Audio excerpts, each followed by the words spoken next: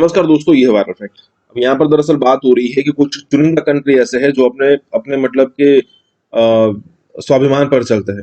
कोई ऐसी सिचुएशन नहीं आती कि भाई अगर उनको कोई अच्छा ऑफर दिया जाए तो वो झुक जाते हैं, लेट जाते हैं, ऐसा नहीं होता। हालांकि पाकिस्तान में ऐसा अक्सर होता है कि सालों तक, दशकों तक एक्चुअली अमेरिका की एड पर पाकिस्तान चलता रहा। और जब उनको पैसा मिल रहा था तब पूरी तरीके से लेट चुके थे अमेरिका के सामने। उसके बाद टर्की हुआ, उसके बाद चाइना हुआ, अरब कंट्रीज के साथ तो उनका हमेशा से ऐसा ही रिलेशन है। लेकिन इंडिया एक ऐसा कंट्री है जो जूझ कंट्री है, बहुत ही कम ऐसे कंट्री है। और इंडिया ऐसा कंट्री है कि जो अपने टर्म्स पर काम निकलवाता है, चाहे वो रशिया हो, चाहे वो अमेरिका हो, चाहे फिर चाइना हो, या फिर कोई और कंट्री हो। क्योंकि हर एक इंडियन को, या फिर कहे कि मोदी सरकार के आने के बाद जो इंडिया के अंदर एक प्राइड बढ़ा है कि भाई इतनी बड़ी मार्केट है हमारी, हम जो चाहे वो दुनिया से करवा सकते हैं। सिर्फ इम्पोर्ट ही नहीं, बड़ी मात्रा में एक्सपोर्ट भी बढ़ा है। तो जब ऐसी सिचुएशन आती है तब पूरी दुनिया इस पर डिस्कस करने के लिए मजबूर हो जाती है, और यहाँ पर भी यही हो रहा है। दोस्तों, इसी के साथ के वीडियो शुरू करते हैं। और आपसे रिक्वेस्ट है कि अगर आपने हमें सब्सक्राइब अब तक नहीं किया तो जरूर कर दे। वीडियो शुरू करते हैं। बांग्लादेश और इंडिया को आप देखें तारड़ साहब, तो जो उनकी लीडरशिप है वो जो ये वेस्टर्न इन्फ्लुएंस है उसको रोक रही है, और वो अपनी आइडेंटिटी की बात कर रहे हैं, अपने आप को जो है वो सामने लेके आ रहे हैं।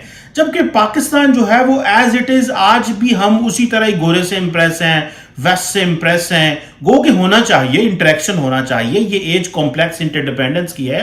दुनिया हर बंदा हर दूसरे मुल्क पे इंडिपेंडेंट है और इसको पसंद किया जाता है, क्योंकि कोई बुरी बात नहीं है। लेकिन अपने जिस तरह देखें ना, इंडिया जो है वो हर एक मुल्क के साथ अपनी बराबरी की सतह पे बात कर रहा है। बांग्लादेश एक बराबरी की सतह पे आ रहा है। हम क्यों उस तरह जो है वो चाइना के साथ हम सारे कॉम्प्रोमाइज हैं। इमरान खान साहब पहले कहते थे मुझे उगर का पता नहीं है कौन है, फिर कहते थे हम बंद कमरे में बैठ के बात करते हैं, और अभी हम कहते हैं हमारे मिनिस्टर साहब वहां गए थे, वजीर एम्बेसडर वहां गए थे उगर में, जहां पे उगर मुस्लिम्स हैं, वो बड़ी अच्छी जगह। अब हमने चीन की जहां पे जो है वो सपोर्ट करनी शुरू कर दी है, उनकी चीजों पे मिट्टी डालना शुरू कर दी है। और दूसरी तरफ इंडिया और बांग्लादेश जो है उनकी लीडरशिप के अंदर इतना कॉन्फिडेंस है कि वो वेस्ट को नो कहते हैं। हम वेस्ट को नो क्यों नहीं कह पा रहे? और ये जो कॉन्फिडेंस होता है, ये जो सेल्फ जिसे कहते हैं ना अपनी, जैसे मैं मिसाल के तौर पे शशि थरूर ने एक बड़ी अच्छी किताब लिखी और उन्होंने कहा कि इंग्लैंड ने हमें लूट के ले गया। तो इस तरह की जो बात है वो हमारे अंदर से क्यों नहीं आ रही, ना एकेडमिया से, ना लीडरशिप से, ना ब्यूरोक्रेसी से? इस पे जरा बताएं ये क्यों प्रॉब्लम चल रही है हमारी। मैंने इसका चीमा साहब पिछले अपने पहले जवाब में दे दिया है कि जब आप मांग मांग के आप एज ए भिखारी के तौर पे किसी पे जाएंगे तो किस तरह ट्रीट करेंगे आपको, जब अपना आप माइंडसेट चेंज नहीं कर पाते। आपके नारे क्या हैं? आपके नारे हैं कि भुट्टो जिंदा है, आपका नारा खांदा से लांदा है, ये आपके पॉलिटिकल नारे हैं। तो आप एक गुलामाना सोच है, जिस तरह IMF का कर्जा गया है और आपके वजीर दमादम मस्त कलंदर आज देखे पकड़ी जर्दे की पाकिस्तान में, आज एक दूसरे को जबकियां डाली जा रही हैं। वो कर्जा ले रहे हो जो वापस नहीं दिया जाना, और ये 22वां कर्जा है यार, ये पहला कर्जा नहीं है। और खान साहब, मेरा मकसद कोई इस पे ये जो लुटियां डाली जा रही है, इस पे कर्जे पे लोग खुश होते हैं और सिर्फ मुंह सिर बन रहे आगे $5-6 बिलियन इस 1 बिलियन की वजह से आगे आएगा, हम लूटेंगे, खाए पिएंगे। वही बात मैं बात कर रहा था, आप एक दरवाजे पे रोज बंदा मांगने आ जाए आपके, आप उसको कितनी इज्जत करेंगे?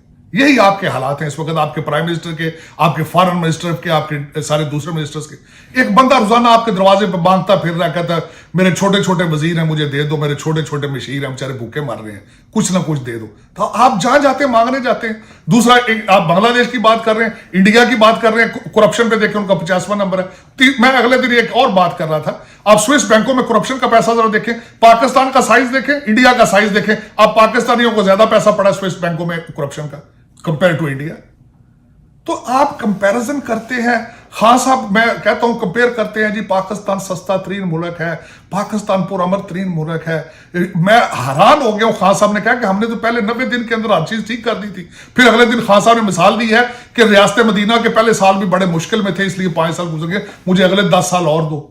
तो ये आपकी डायरेक्शंस है। और दूसरा बात कर रहे थे, आप बाहर से आप लोग आते हैं, मैं मिसाल देना चाहूंगा फैसल वाडा साहब की, उनके केस पे फैसला हुआ है। आपके मुझे ये बताएं, फॉरेन फंडिंग केस पे फैसला हुआ है।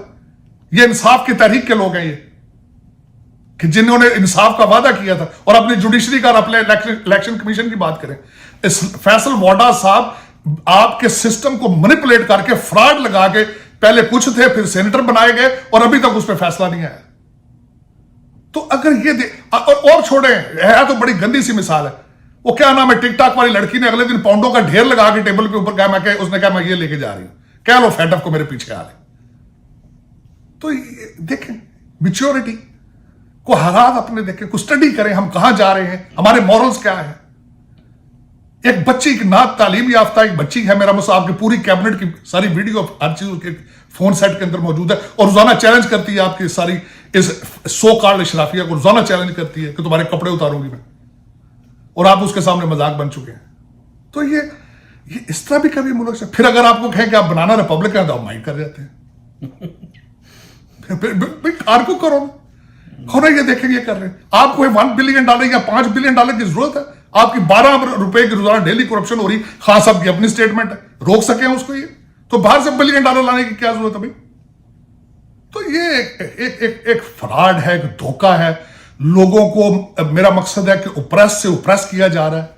लोगों को मैं कहता हूं सांस लेने के काबिल तो रहने दो। मैं खुद कई दोस्तों को देख रहा हूं, पाकिस्तान बेचारों ने बच्चे छोड़ के अपने आप को डाउनग्रेड कर रहे हैं महंगाई की वजह से, लेकिन उनको सांस तो लेने दो।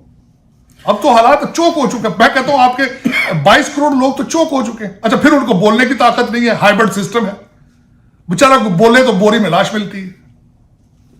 तर साहब, एक छोटा सा सवाल इसी के साथ में लिंक करने लोगों को अकाउंटेबिलिटी क्या है। आप खुद भी अमेरिका में भी लॉ स्कूल गए हैं, पाकिस्तान में भी आपने लॉ किया है पाकिस्तान की प्रेस्टिजियस पंजाब यूनिवर्सिटी से, और अभी इत्तेफाक से आपके जो दोस्त हैं क्लास फेलो जो हैं वो भी सुप्रीम कोर्ट बार एसोसिएशन के सदर हैं हसन बून साहब। ये जो पाकिस्तान में नए चीफ जस्टिस साहब आए हैं, ये बताएं कि इस हवाले से जो अकाउंटेबिलिटी की आपने बात की, क्या ये इंसाफ उस तरह कर पाएंगे, या आप क्या समझते हैं कि पाकिस्तान में अकाउंटेबिलिटी करना इतना मुश्किल क्यों है? क्योंकि बार बार तारड़ साहब अब एक ही चीज का रेफरेंस दे रहे हैं कि फैसल वाडा का एहतसाब नहीं हुआ, इमरान खान साहब का अपने फॉरेन फंडिंग का एहतसाब नहीं हुआ, ताकतवर लोग हैं।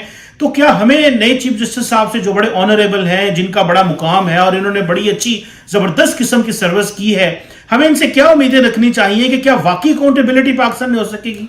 देखिए, बंदयाल साहब इज अ रिमार्केबल जूरिस्ट, इसमें कोई शक नहीं। मैंने उनका पोर्टफोलियो पढ़ा है, जिस तरह की तालीम है उनके पास और जिस तरीके से उन्होंने फैसले किए हैं, आई एम वेरी होपफुल। मैंने उनकी स्पीच सुनी, उनके इनाग्रेशन वाले दिन की स्पीच सुनी, जिस दिन उनकी हल्फे तकरीब हल्फ बर्दारी थी। तो उम्मीदें हैं उनसे, इसमें कोई शक नहीं है। देखिए, लेकिन एक आदमी ऊपर बैठ के क्या करेगा जब पूरे का पूरा सिस्टम ही खराब है? पूरे का पूरा सिस्टम नीचे से देखें ना, अदालतें देखें, एक केस शुरू कहां से होता है? वो सिविल जज, थर्ड क्लास सिविल जज से केस शुरू होता है, और उसने 30 साल बाद जाके कहीं अगर तो सुप्रीम कोर्ट में जाना होता है उसने, तो वो एक से, अब मैं उसको, फरूक बंदयाल साहब क्या करेंगे, हमारे उमर बंदयाल साहब क्या करेंगे, जरा देखें आप। हमारे साकिब निसार साहब थे तो केसेस 39,000 थे, इल्तवा के शिकार थे सुप्रीम कोर्ट में। जब वो गए तो 42,000 थे। अब उसके बाद जो पिछले हमारे जो थे चीफ मिनिस्टर गुलजार साहब, वो उनके दौर में वो 2-3 हजार और चेंज हुए। इस वक्त 53,000 केसेस सुप्रीम कोर्ट में इल्तवा के शिकार है। उसमें एक बंदे का कसूर थोड़ी है, ये तो पूरे का पूरा सिस्टम खराब है। और सिस्टम इस जगह पहुंच चुका है, मैं खासकर फर्स्ट वर्ड जिस तरह बात कर रहे हैं, यहां पे कहा जाता है जब सिस्टम पूरा खराब हो जाए, इतना करप्ट हो जाए, तो सिस्टम गिरा के नया सिस्टम बनाना चाहिए, उसमें अमेंडमेंट्स नहीं करनी चाहिए, क्योंकि अब वो इतना नाकारा हो चुका होता है कि वो नाकाबिले तामीर वो फिक्स करने के काबिल नहीं रह जाता। इस वक्त आपका सिस्टम, इसको कंप्लीट ओवरऑल चाहिए। पहले भी हुई थी, इन जजों की तरह बढ़ाई गई थी, उसका इंपैक्ट आया था। मैं बल्कि यहां तक ये देखूंगा, मैं कौम पे मायूस नहीं हूं। कौम से, कौम जब इफ्तिखार चौधरी साहब का केस आया था सड़कों पे निकली थी, लेकिन हम क्लोजिंग नहीं उसको दे सके, हम उस मूवमेंट को आगे इन्फोर्स नहीं सही तरीके से करा सके। खान साहब भी एक मूवमेंट का हिस्सा थे, तब्दीली का, लेकिन खान साहब ने भी गलत वादे किए कि मेरे पास टीम तैयार है। टीम कहां है उनके पास? कई बच्चे ले आए दाढ़ी मूछों के बगैर, जिन्होंने ऑन जॉब ट्रेनिंग की है, उनको कोई तजर्बा ही नहीं था।